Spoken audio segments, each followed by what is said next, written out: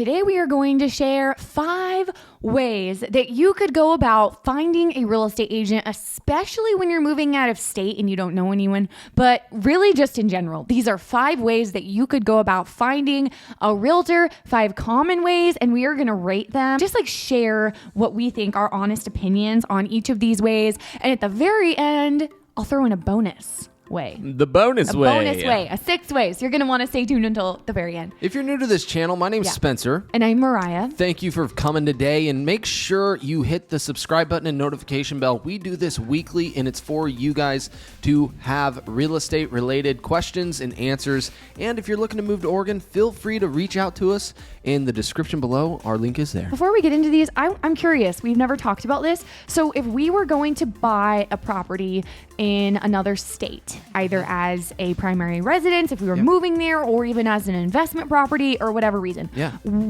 like right now, what would you do how would you find your realtor? I'm so glad you did this, because that's what I was role playing in my head was... Yeah, what would you do? How would me as a consumer find somebody else? Because you guys, our audience, viewing this video, that's how you're on this video. You maybe found this title that way, and you're looking to move somewhere. Well, firstly, I search the location in Google. I'm going to open up my laptop, search the location, and probably do a key term, real estate, or homes for sale in, for instance, Salem, Oregon.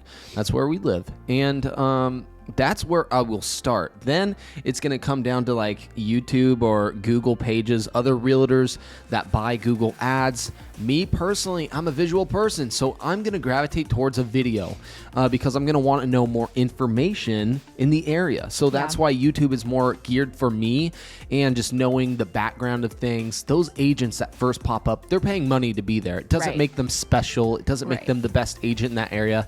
Money talks, right? Don't get me wrong. They probably do business as well, just like us, but they're just advertising money in a different area. Right. But that's where I would start. I would open up my laptop and search a area I'm looking to live in. Right. Keyword real estate. How much is this area worth? Or just give me some key knowledge that I'm going to be knowing going into the buying process what to expect.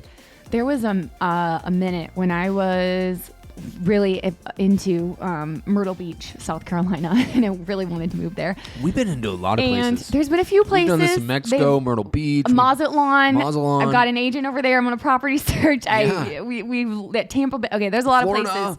Yes. It's an awesome thing to do, especially when it's April in Oregon and you're really over the rain. But and then you look at home prices elsewhere. And anyway, exactly. But what I was saying was there was a minute when I was really obsessed with Myrtle Beach, South Carolina. And the whole reason was, so I don't really go on TikTok much nowadays, but when I first made a TikTok, You're good at TikTok app, too. When I first made an account, I, for some reason, stumbled upon this real estate agent in Myrtle Beach, South Carolina.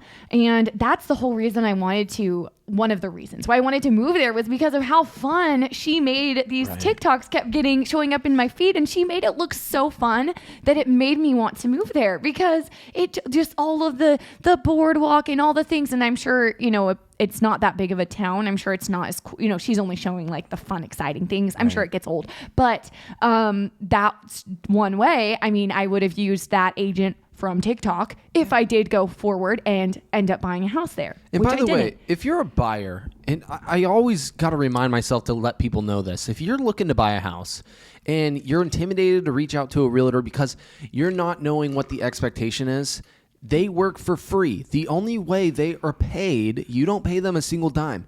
They're paid through the transaction after closing. So the home you write an offer on, there's a listing agent attached to it usually, and they offer the seller a commission price. Out of that commission price is how that buyer's agent's paid, not through the buyers, which is you guys if you're searching for a home elsewhere. So feel free to reach out to an agent, us if it's specifically in Oregon. If you don't know an agent in your area, we are happy to help. That's what we do. We connect, and we have plenty of agents across the nation just for you. So let's go through the ways that you could find a real estate agent. And then after we share the way that you could find a real estate agent and maybe what that might look like, we'll share our honest opinion of, do we think that's really a good idea to find a realtor that way? Why or why not? Okay, so the first way... Are you finding these online somewhere? These are common ways, but also just from my brain of knowing how people find real estate agents. Okay, so number 1 is YouTube. We have a separate YouTube channel called Oregon Homes with Mariah, Vettrus, Crawford. We get a lot of relocation clients from this YouTube channel. I do think that finding your real estate agent through YouTube is a really great idea, because you're going to be finding somebody who, one, especially if it's a channel like ours, you have access all of a sudden to this resource where you can find out everything you need to know about moving to the area, see driving tours of neighborhoods, so many different things. You're going to be able to, I guess, watch their videos and then test for yourself whether you think, discern for yourself whether you think they know what they're talking about or not. Because here's the thing. If you're finding your agent on YouTube, when I started making YouTube videos for this moving to Oregon channel, whatever that I have, it wasn't a common thing. Really, no agents in our area were at all. You were one of the OGs, I'd say, a pioneer. In our area, absolutely nobody was doing it. And fast forward a few years later, everybody is doing it. It is so popular, especially in bigger cities. I mean, our area, we have a few people doing it, but if you look up places like Florida, Texas, you're going to see 100. I mean, there's so many agents. So the thing is, because of that, a lot of these agents that are doing it now are brand new, maybe don't know what they're talking about, maybe don't even know the area that well. And I'm not saying that just because someone's new doesn't mean they're not a good agent or doesn't know what they're talking about. But what I'm trying to say is, I think you can tell from watching their videos, do they actually know what they're talking about? Because that's one thing that I know when I first started doing this, I like to think I'm still young, but I was very young. I was 18 when I got my real estate license. And the youngest broker in Salem, Oregon's office at Berkshire Hathaway in their history. And by the way, so when I got my real estate license, so I was very, very young. And so obviously when you're that young, you really have to work harder to like prove yourself. You have to, I mean, obviously spend more time learning because you don't know anything at that point. But, even like 5 years into the business, I think that having when I had those videos out, they showed clients, oh, she does sell a lot of real estate. She does know what she's talking about, because I explained things and I talked about transactions. And so people could watch them and be like, oh, she looks young, but like she knows what she's talking about. Right. So you can kind of get a feel as you watch these agents' videos on these many YouTube channels that are out there now by realtors. You can get a feel for, do they know what they're talking about, or are they even explaining anything? And you can kind of get a feel for their knowledge. Just ask a broker what the buying process is from beginning to finish. Yeah. First day of escrow all the way till 35 day of escrow. If they walk you through the sales contract from beginning to end in like the order things take place, generally they have an idea of a real estate transaction and how the process works. You would be surprised the amount of agents that don't, or you think they do, but they actually are asking their principal broker on most of the questions that they don't know how to ask while at the showing. So there's a lot. And that's expected, though, because think about this. The last, 4 or 5, I would say even since 2017, we have been at a record high of licensed agencies. And it's quite unbelievable the amount of people that are dropping off right now. And is it because of interest rates? Is it because of lack of sale? Is it because of the competition? I think there's a big all above answer, and this real estate market has been changing, and it is changed. I've been saying it for the last 3 years. This is our new normal, guys. For the people that have been talking about, well, I'm just going to wait until prices go back down to 150 grand. I was on the phone with an individual thinking homes are going to sell for 50 grand in the next 2 years. Oh my. I said, yeah, right. There's really? No way. I don't think. Right. Now, the only way that does happen, unforeseen, America's not America anymore. Yeah. I don't want that to happen. We're the land of the free. Not going to happen on my soil. Right. Okay, moving on to number 2, because I have a lot I could say about the housing market, but we're not going to go into it. I could go We'll off, talk about man. that tomorrow. You get me going about America. We're going to stand up and salute that flag, baby. Oh my gosh. The second way that you could find a real estate agent is Zillow, and I think this is a horrible way to find a real estate agent. Well, Mariah, tell me this. You used to advertise on Zillow. Okay, so, well. She did. Well. She did, guys. When I did advertise on Zillow, it was because I was a brand new real estate agent and I didn't know how to get business any other way. And so I just tried to pay for these leads. And, okay, here's the thing. When you... Same as Google. It's kind of hand in hand. Yes. When you find agents on Zillow, these agents are paying for a lot of money, by the way, for their A lot. face to come up and be on Zillow, be advertised by these properties or whatever, in hopes that you would click on them. You ever see the button, click here to know more? Yeah, that's an You know? agent. They're paying a lot of money for that. So I just think this is a really poor way, because any agent can put money behind it. Oftentimes it's something new agents try or inexperienced agents try. And again, it's not like I don't want to... I know I was new experienced once. agents It's that not. do it. Yeah, I don't want to say Everybody that needs a tax write-off. every new agent's horrible. Like, that's not what I'm trying to say. But I just don't think it's the best way to find a real estate agent. Me neither. Number 3 is Go to my website, not a free website. Yeah. Do something that actually works, that not hundreds of thousands of other people are on. Open up to the public. You know, that's the problem I see. Anything that's that free, it's a bad resource to go to, I would say, if you're serious about something. Yeah. The third way to find a real estate agent is you can call up a real estate brokerage. I think this is more of an old-fashioned way. I feel like this was really... I'm guilty. I've done this. Wait, I really? have totally done this. You called a brokerage? Yes, absolutely. When? It was out of state. Oh. Yeah, I looked up, like, it was probably when we were really wanting, like, Fort Lauderdale or something like that. Oh, yeah. And South Carolinas and just Okay. beachfront properties. You And called what's a an good investment? brokerage? I Yeah, didn't I know looked that. up. I looked up the brokerage in that specific area, beach town maybe, and said, hey, I want to be sent on property alerts, something. Okay. And I connected with one agent. That's the key, guys. If you're doing all of this, I mean, calling a brokerage aside, you get lost after you talk to like 3 to 5 agents. And that's the problem with a lot of these tools as to how to find an agent. Stick to one agent, okay? So Yeah, like I called that absolutely. brokerage, for instance. I got the one name. They maybe were on a floor time call. Are you still on the property watch? No. Probably not. 'Cause you No, got a I'm new not on email. the property You have a watch. new email No. address. Yeah. But what I'm saying is I stuck to the one in that specific area I was looking at buying. Now, state to state, that's different. Not every agent's licensed in multiple states. If you're doing one state, stick with one agent per state, okay? Yeah, But definitely. that is one thing I think we glossed over, especially with Zillow. Yeah. I see that happening all the time. Yeah. Because every listing, there seems to be a new agent head pop up, say, click here to know more. That's not the listing agent. Like we mentioned, that is an advertised agent that pays money to be at that spot. So say you viewed 5 listings, you want to view more information on those 5 listings. Odds are you could be connecting with 5 different agents. Now they have your contact information. Now you're being bombarded because it's a public site that you've freely given your information on. That's all this is a lead generator for other agents. It's not really for you. So that's why I mentioned those free websites, sometimes not the best idea. So stick with one agent. But when it comes to calling a brokerage, let me just explain a little bit about how this works.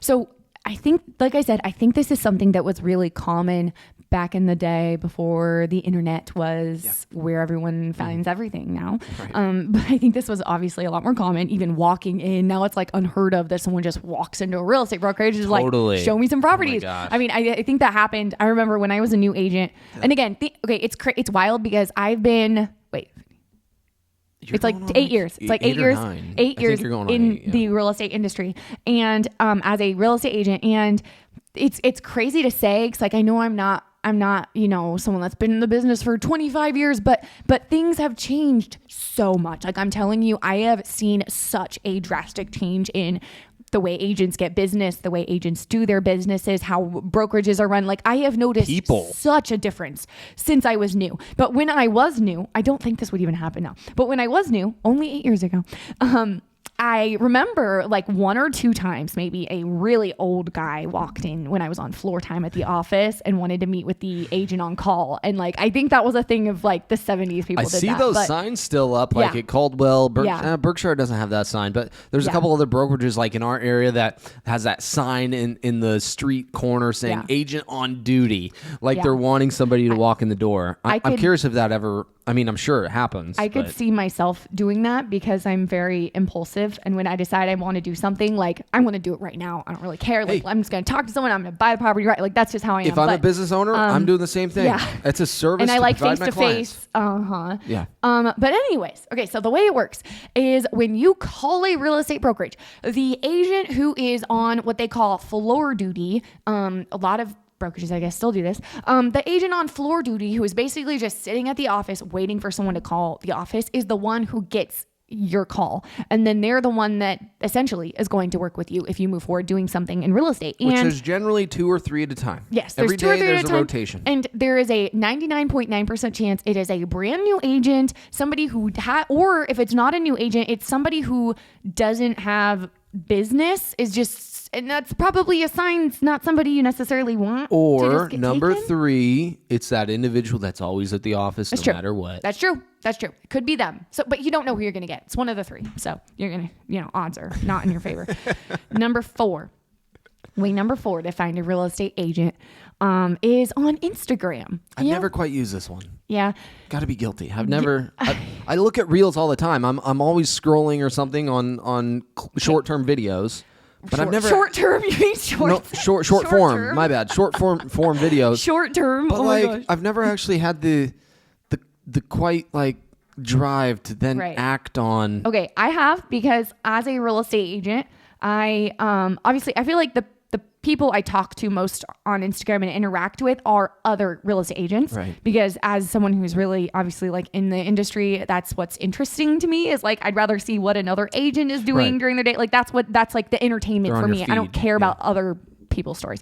So that's my main feed, I guess, is other realtors. And so because of that, I've definitely had instances when I needed a real estate agent in another state. And because I'm constantly seeing other realtors, the ones that are really good at marketing themselves and constantly use their state in their area, in their stories and stuff, I can't really think of the state without thinking of them. Yeah. And the ones who I know are killing it, top producers, I see, that they're doing a good job for their clients because I'm following them and I see how they do things. They share the back end of their business and all that. I can kind of tell they're worth giving a client to. But, totally. Yeah. But that's the tough. I don't think I would go that route if I was just a consumer, if I was a buyer or a seller. That's the thing. Only if I was a realtor, because like I said, I can filter through and see who's good. But if I wasn't a realtor, I wouldn't. And that's my mindset is the consumer side is actually acting upon that agent that you've seen that short form video for or something like that. Which, I mean, if you do see an agent in your area and you're curious and actually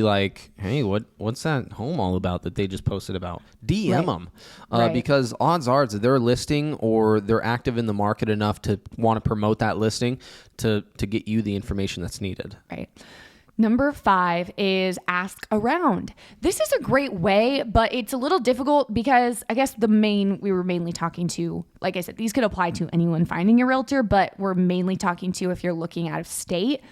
Mm-hmm. It's a little hard to ask around if you are moving across the country. You probably don't know anyone. Yeah. But if you do, ask around more of a local term. Because I say this all the time while I'm prospecting to for sale by owners.